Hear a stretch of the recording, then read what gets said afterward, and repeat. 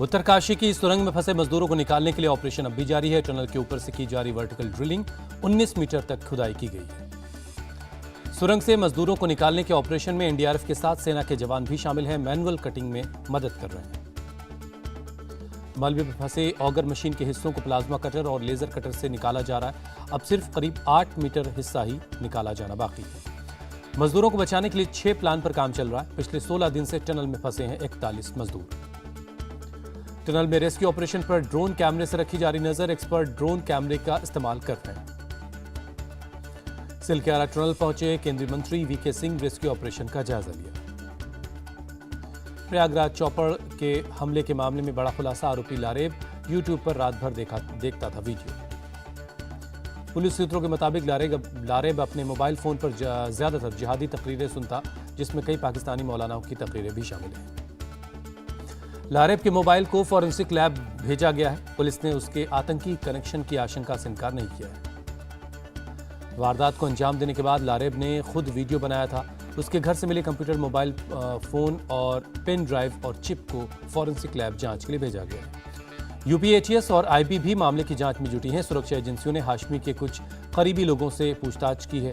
परिवार के bank passbook की भी जांच की जा रही है। लारेब को कोर्ट ने 14 दिनों की न्यायिक हिरासत में भेजा। पुलिस मुठभेड़ के दौरान घायल होने की वजह से उसे जेल नहीं भेजा गया है। पीएम मोदी आज तिरुपति बालाजी में दर्शन करेंगे। सुबह 8 बजे विधि विधान से करेंगे पूजा। पीएम मोदी का तिरुपति पहुंचने पर जोरदार स्वागत होगा। सीएम जगन मोहन रेड्डी और गवर्नर जस्टिस अब्दुल नजीर ने उनकी अगवानी की। आज लगातार दूसरे दिन तेलंगाना के चुनावी रण में उतरेंगे पीएम। 2 रैलियों को संबोधित करेंगे, एक रोड शो भी करेंगे। दोपहर 1:45 बजे महबूबाबाद में जनसभा को संबोधित करेंगे। 2:45 बजे करीमनगर में करेंगे रैली। शाम 5 बजे हैदराबाद में रोड शो करेंगे। मेरठ में पीएम मोदी का दावा, तेलंगाना में खिलेगा कमल, बीजेपी की बनेगी सरकार। पीएम मोदी ने सीएम केसीआर पर साधा निशाना, कहा स्कीम का वादा कर सिर्फ भ्रष्टाचार किया। पीएम ने कहा कांग्रेस ने देश में सुल्तान शाही और केसीआर ने निजाम शाही को आगे बढ़ाया। दोनों पार्टियां परिवारवाद का प्रतीक हैं। पीएम ने कांग्रेस और बीआरएस को बताया बीमारी, कहा इनका इलाज बीजेपी ही कर सकती है।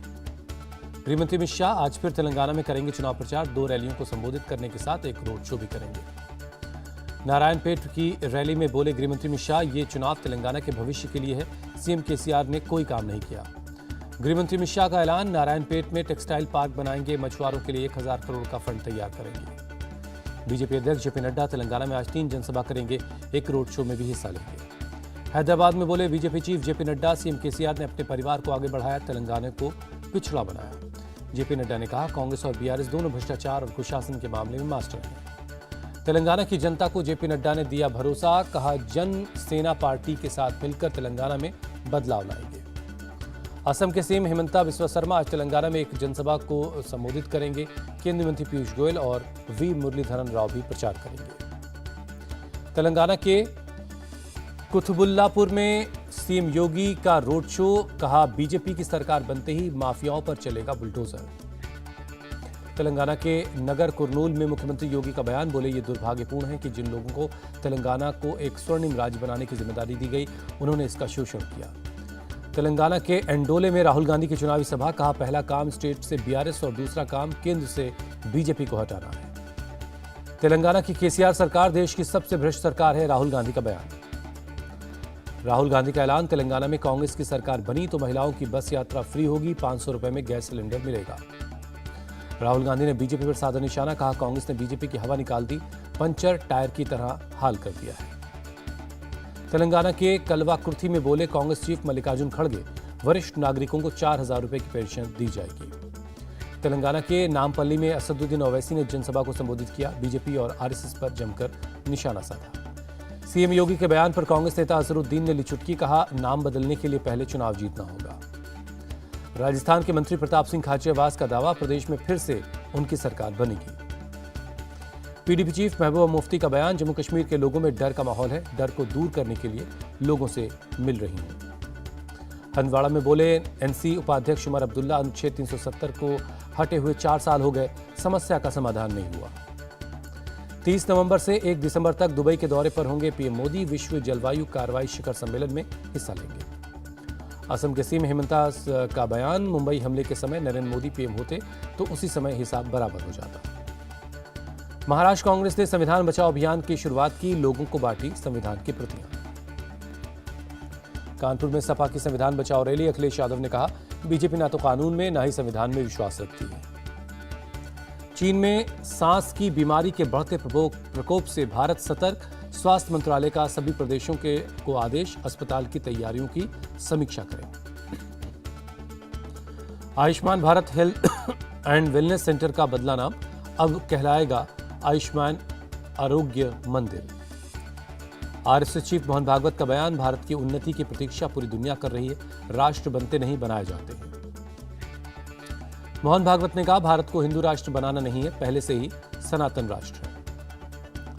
पंजाब में भी मुख्यमंत्री तीर्थ योजना की आज शुरुआत होगी, भगवंत मान और केजरीवाल यात्रा ट्रेन को दिखाएंगे हरी झंडी। पंजाब में आप सरकार शुरू करेगी आटा दाल योजना, भगवंत मान सरकार गरीबों को गेहूं और आटे की होम डिलीवरी करवाएगी। महुआ मोइत्रा के खिलाफ सीबीआई जांच पर बोले बीजेपी सांसद रमेश बिधूड़ी, सबसे पहले महुआ को लोकसभा की सदस्यता से मुक्त करना चाहिए। बंगाल बीजेपी नेता अग्निमित्रा पॉल ने कहा महुआ ने राष्ट्रीय सुरक्षा के साथ खिलवाड़ किया। गज़वा-ए हिंद मॉड्यूल केस में 4 राज्यों में एनआईए की छापेमारी, आपत्तिजनक दस्तावेज, मोबाइल फोन और सिम बरामद किए गए। दिल्ली कांग्रेस ने निकाली विशाल प्रतिज्ञा रैली, अरविंदर लवरी बोले बीजेपी और आप ने सिर्फ समस्याएं खड़ी की।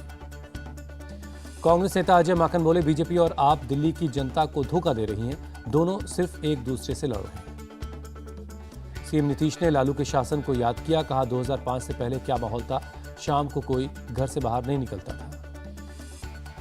एलजेपी चीफ चिराग पासवान ने सीएम नीतीश पर साधा निशाना, कहा उनकी सोच हमेशा अनुसूचित जाति विरोधी रही है। चिराग पासवान ने कहा खरमास के बाद जेडीयू में बड़ी टूट होगी, जेडीयू का नाम लेने वाला कोई नहीं बचेगा। चंडीगढ़ से लगी सभी सीमाओं को पंजाब पुलिस ने सील कर दिया है, सरकार के खिलाफ किसानों का 3 दिनों का प्रदर्शन है। मोहाली से एसपी अमनदीप बरार बोले कानून व्यवस्था बनाए रखने के लिए भारी संख्या में पुलिस बल की तैनाती की गई है। किसान नेता हरिंदर सिंह लखोवाल का बयान, जहां भी पुलिस वाले रोकेंगे वहीं शांतिपूर्ण प्रदर्शन करेंगे। जापान के दौरे पर गुजरात के CM Bhupendra Patel, green hydrogen sector में गुजरात में निवेश पर बातचीत हुई। महाराष्ट्र के नक्सल प्रभावित क्षेत्र गढ़चिरौली में पुलिस ने 3 लोगों को गिरफ्तार किया, बीच सड़क पर ज्वलनशील पदार्थ जलाकर तलवार से केक काट रहे थे। एक आरोपी मौके से फरार हुआ, पुलिस सरगर्मी से उसकी तलाश में जुटी है।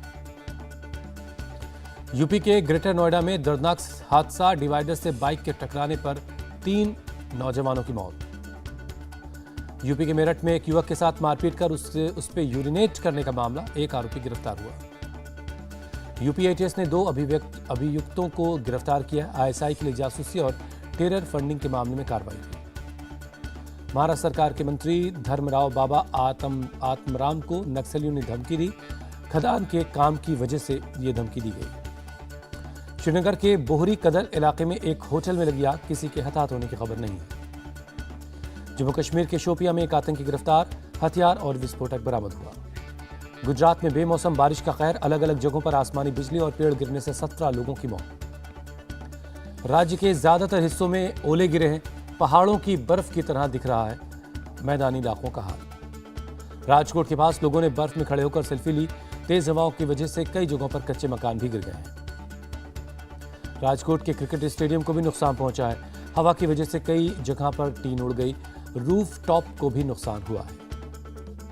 तमिलनाडु में भारी बारिश, वैगई नदी का जलस्तर बढ़ा, ड्रोन वीडियो में दिख रहा है उफनाईवी नदी का नजारा। चेन्नई में बीती रात हुई तेज बारिश, सड़कों पर लबालब पानी भर गया। जलभराव की वजह से लोगों का चलना फिरना हुआ मुश्किल, सड़क यातायात प्रभावित हुआ। तमिलनाडु के कांचीपुरम के कई इलाकों में हुई भारी बारिश, आम जनजीवन हुआ प्रभावित।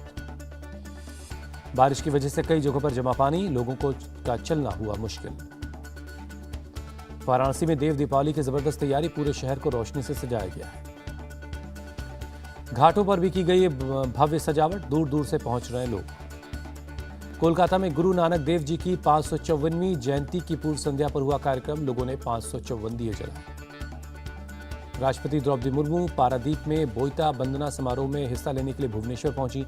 ओडिशा के राज्यपाल रघुवर दास और सीएम नवीन पटनायक ने उनका स्वागत किया। पुरी में कार्तिक पूर्णिमा के मौके पर रेत के कलाकार सुदर्शन पटनायक ने बनाई बोईता की कलाकृति, फूलों का इस्तेमाल किया। हमास ने 13 इजरायलियों समेत 17 और बंधकों को रिहा किया। हमास ने रविवार को बंधकों के तीसरे ग्रुप को रिलीज किया है।